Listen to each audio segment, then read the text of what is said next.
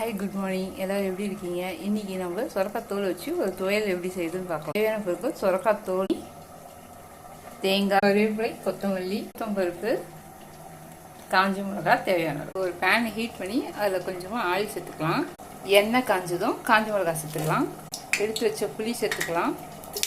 உளுத்தம் பருப்பு லைட்டாக வதக்கிடலாம். இப்போ கட் பண்ணி வச்சுருக்க சுரக்காய் தோல் சேர்த்துக்கலாம். கடைசில கொத்தமல்லியும் சேர்த்துக்கலாம். தேங்காயும் சேர்த்துக்கலாம். நல்லா வதக்கிக்கலாம். இந்த தோலோட பச்சை வாசனை போகிற வரைக்கும் வதக்கிக்கலாம். இப்போ தேவையான அளவு உப்பு சேர்த்து வதக்கிக்கலாம். நல்லா வதக்கியாச்சு. ஸ்டவ் ஆஃப் பண்ணியாச்சு. இந்த துவையல் இட்லி, தோசை, சப்பாத்தி, கஞ்சிக்கு கூட சூப்பராக இருக்கும். வதக்கின மிக்ஸி ஜாரில் வச்சு ரெடி பண்ணிடலாம். இப்போ நம்ம துவையல் ரெடி ஆகிடுச்சு. நீங்களும் ட்ரை பண்ணி பாருங்கள். பிடிச்சிருந்தா நம்ம சேனலை சப்ஸ்கிரைப் பண்ணுங்கள்.